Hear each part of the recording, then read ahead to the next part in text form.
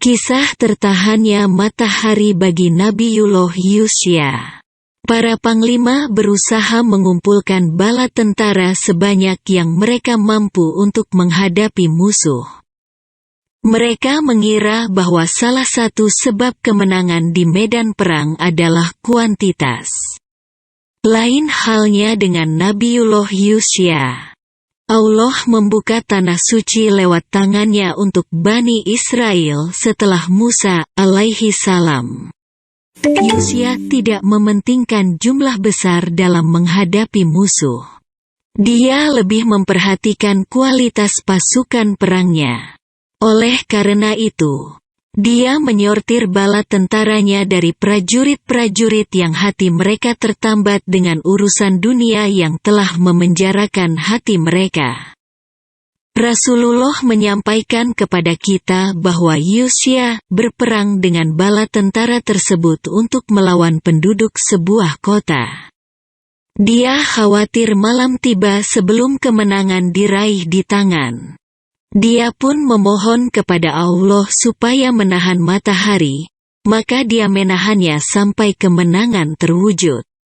Itu adalah salah satu ayat Allah.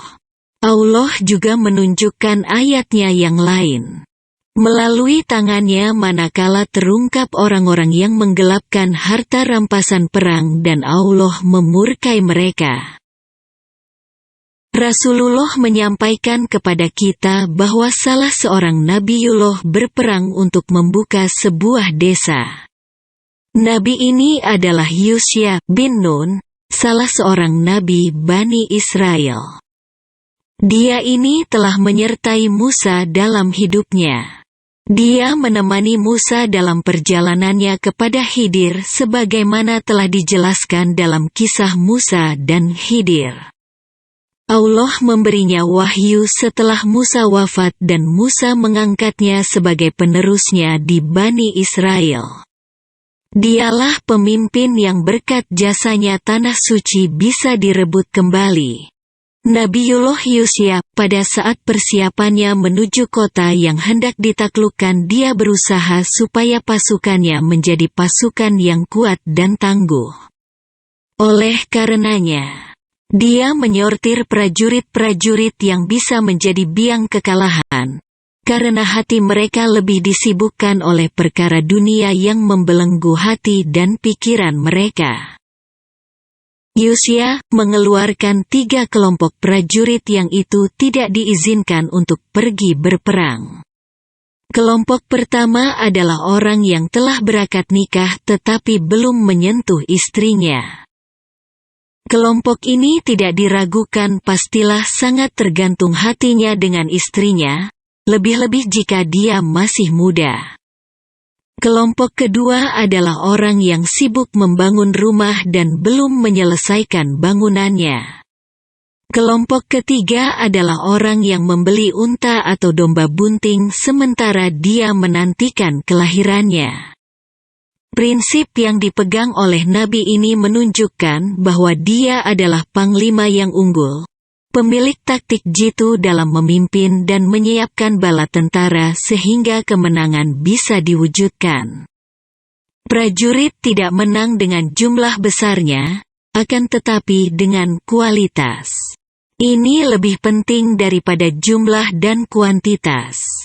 Oleh karenanya, Yusya mengeluarkan orang-orang yang berhati sibuk dari pasukannya, yakni orang-orang yang badannya di medan perang tetapi pikirannya bersama istri yang belum disentuhnya atau rumah yang belum diselesaikannya atau ternak yang ditunggu kelahirannya.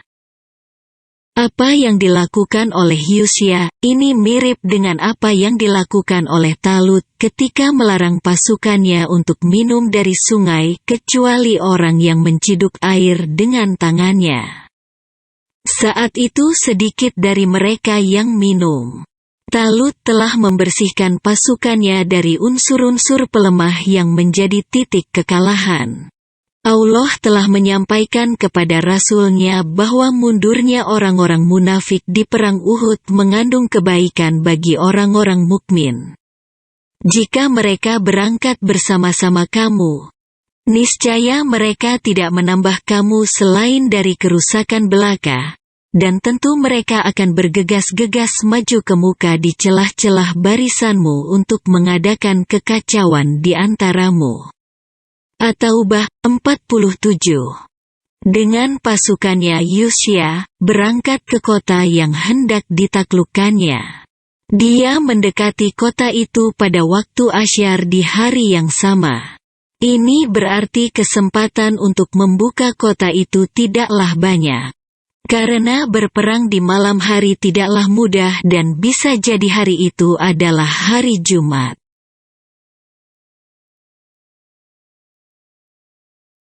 Dia harus menghentikan perang begitu matahari terbenam.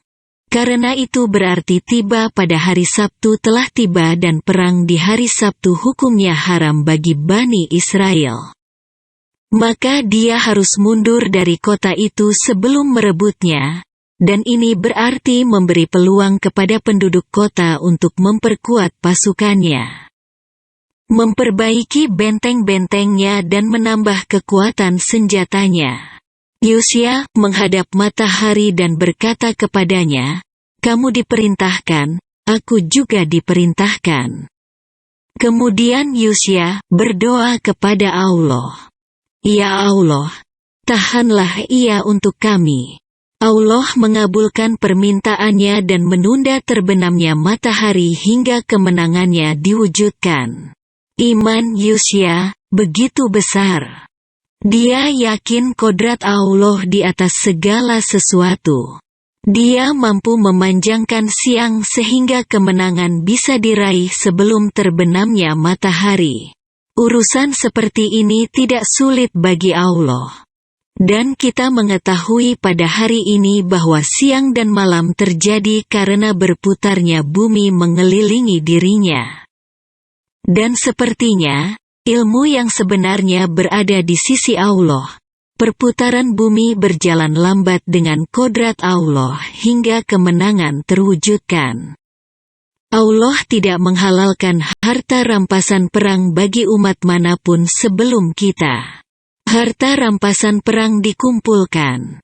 Lalu api turun dari langit dan membakarnya kecuali tidak seorang pun dari pasukan yang menggelapkannya. Jika harta rampasan perang ada yang digelapkan, maka api menolak untuk melahapnya. Ini berarti Allah tidak ridha kepada mereka. Harta rampasan perang dikumpulkan. Api pun turun tetapi tidak memakan apapun. Maka Yosya berkata, "Di antara kalian ada yang menggelapkan harta rampasan perang." Untuk membongkarnya Yosya menyuruh masing-masing kabilah mengeluarkan satu orang untuk membayatnya. Maka tangannya menempel lengket di tangan orang yang berasal dari kabilah yang menggelapkan harta rampasan perang. Yosya membayat anggota kabilah itu satu persatu. Tangannya lengket dengan tangan 2 atau 3 orang, dan Yosya berkata, "Penggelapannya ada pada kalian." Akhirnya mereka mengeluarkan sebongkah emas besar dalam bentuk kepala sapi dan diletakkan di antara harta rampasan yang lain. Api turun dan memakannya. Hukum ini telah mansukh bagi kita. Harta rampasan perang telah dihalalkan bagi kita sebagai rahmat dari Allah kepada kita dan karunia-Nya. Dan dihalalkannya harta rampasan perang merupakan salah satu kekhususan atas umat ini.